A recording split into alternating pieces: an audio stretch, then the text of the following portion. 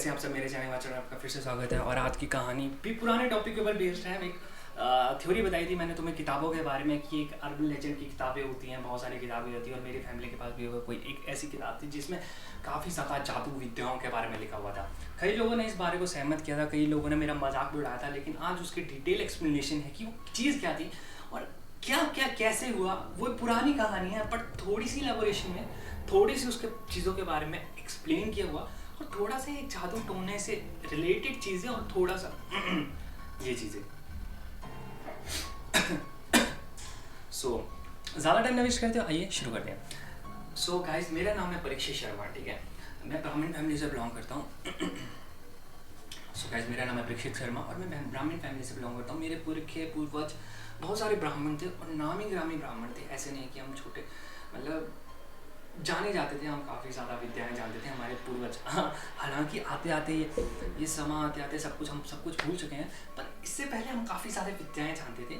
और मेरे पूर्वज भी काफ़ी अच्छी अच्छी चीज़ों के बारे में जानते थे। किसी को बीमारी को कैसे ठीक किया जाता है मंत्र तंत्र से, किसी को लगाए हुए, किसी को जादू टोना किसी के ऊपर किया गया है वो कैसे ठीक कराया जाता है। आदि बीमारियां ऐसे जादू टोने से ठीक की जाती हैं। ये सब चीज़ें ना मेरे फैमिली को आती थी, ठीक है। ऐसा इट्स लाइक कि दे नो एवरीथिंग और उन्हें पता था कि वो कैसे क्योर की जाती है। कभी कोई बीमार होता था तो उन्हें पता होता था लोगों को कि कहाँ जाना है, और वो ज़्यादातर मेरे पूर्वजों के पास ही आते थे। ये बात है कोई तकरीबन 40 साल पुरानी, 40-50 साल पुरानी की बात है, ठीक है। तब मेरे फैमिली के जो मेरे नाना थे, नाना के पापा मतलब मेरे नाना के दादा, उनकी बात है। और वो काफ़ी ज़्यादा नामी ग्रामी पंडित थे। उनका नाम था पंडित विदुराम। मैंने उनको बताई हुई है पहले, आप फिर से बता देता हूँ। पंडित विदुराम पंडित थे जो कि काफ़ी नामी ग्रामी पंडित थे और शादी ब्याह के मौके पर उन्हें बुलाया जाता था शादी ब्याह का पढ़वाने के लिए।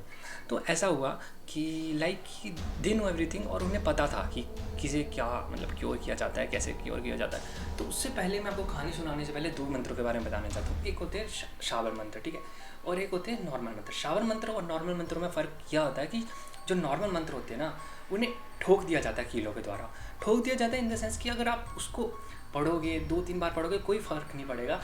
उनको बहुत साधना लगती है उन मंत्रों को, नॉर्मल मंत्रों को आप एक्वायर करने के लिए। और जो शावर मंत्र होते हैं ना, एक बार आप उस मंत्र को पढ़ लोगे ना, आपको उसकी सारी विद्याएं आ जाएंगी। मतलब अगर आपने कोई शावर मंत्र, आपको उड़ने का शावर मंत्र आता है और अगर आपको कोई ज्ञान भी नहीं है, आप उस मंत्र को सिर्फ नॉर्मल बोल लोगे ना, आप उड़ने लग पड़ोगे, ठीक है। तो वो उन्हें ना शावर मंत्र आते थे, मतलब उन्हें हर मंत्र पता था शावर मंत्र कि कौन कैसे चला जाता है, कौन क्या किया जाता है, ठीक है। 2 मंत्र होते थे, शावर मंत्र, नॉर्मल मंत्र। नॉर्मल मंत्र कीलों से ठोक दिए जाते हैं, ठीक है। ये आपकी बेसिक नॉलेज क्लियर होगा कि ऐसे होता था। अब एक बार की बात है, उन्हें शादी पढ़ने के लिए कहीं दूर जाना था, चंबा डिस्ट्रिक्ट में जाना था और वो रहते थे डिस्ट्रिक्ट कांगड़ा में। अब उन्हें चंबा डिस्ट्रिक्ट जाना है जो कि अराउंड 250 किलोमीटर दूर है और उन्हें जाना है आज के आज। अब क्या हुआ कि ऐसा प्रोग्राम था कि उन्होंने शादी ब्याह पढ़ने जाना था और यहाँ पे भी शादी ब्याह का माहौल था। तो उन्होंने क्या किया कि चलो कोई बात नहीं, उनके पास उनका दोस्त भी आया, बोला मुझे भी जाना है और मुझे भी बोला मुझे भी वहीं जाना है। तो उन्होंने बोला कोई बात नहीं। उनको शावर मंत्र आता था, कहीं से टेलीपोर्टेशन का शावर मंत्र आता था, ठीक है। अब तुम्हें कई लोगों को मजाक लगेगा मेरी बातों का, तो मैं उन्हें इग्नोर कर रहा हूँ। अगर तुम्हें इंटरेस्ट आ रहा है चीज़ में तो आपको सुनाता हूँ कि उनको शावर मंत्र आता था, टेलीपोर्टेशन का शावर मंत्र आता था। उन्होंने बोला कि तू अपनी आँख बंद कर ले, कपड़ा लेकर आ, एक चादर बिछाई, उसमें उसको बिठवाया और उसके ऊपर वो दिया और उन्होंने शावर मंत्र पढ़ना शुरू कर दिया। अब शावर मंत्र ऐसे होते हैं कि उन्हें मतलब शावर मंत्र नॉर्मली अगर आप कोई इंसान के सामने पढ़ोगे ना, उसे समझ नहीं आएगा कि हो क्या रहा है भाई, उसे मंत्र ही समझ नहीं आएगा, पहली बार में तो उसको समझ नहीं आएगा। तो उन्होंने शावर मंत्र पढ़े और वो टेलीपोर्ट होकर चंबा पहुंच गए सिर्फ 2 सेकंड में। सिर्फ 2 सेकंड का टाइम लगा उन्हें टेलीपोर्ट होने में। भाई इतना कम टाइम में वो बंदे टेलीपोर्ट होके पहुंच गए। ये हुआ। इसके बाद उन लोगों को पता था, ठीक है, उस टाइम अचंभे की बात नहीं थी बहुत ज़्यादा, वो ऐसे नहीं था कि हो हल्ला मच गया हो, कि लोगों को पता था इन्हें आते हैं, ये पंडित है, नामी ग्रामी पंडित है, और उन्हें पता है कि क्या कैसे होता है। ऐसे उन्होंने बहुत सारे लोगों की ओर किया। अब उनके बेटे को जो ना, मतलब उनके बेटे की बात करूँगा मैं, उनके बेटे को सिर्फ उन्होंने एक विद्या दी, सिर्फ एक विद्या, किसी को क्योर करने या किसी की बीमारी का इलाज करने की वो विद्या दी, बाकी विद्या नहीं दी। क्योंकि ऐसा कहते हैं कि कोई अगर उस विद्या, मान लो मैंने आपको शावर मंत्र दे दिया, आपको मैंने उसमें उपलब्धि दिला दी, अब मैं आपका शिष्य बन गया, मतलब सॉरी आप मेरे शिष्य बन गए, मैं आपका गुरु बन गया। अगर आप कोई भी पुण्य का काम करोगे तो उसका 50% हिस्सा मुझे मिलेगा, लेकिन आप कोई भी अगर पाप करोगे तो उसका पूरा श्रेय मुझे जाएगा, क्योंकि मैंने आपको वो विद्या दी थी। और मुझे सोच में रखकर तुम्हें वो विद्या देनी चाहिए थी कि विद्या सही बंदे के पास जा रही है कि गलत बंदे के बाद। ऐसे ही होता है।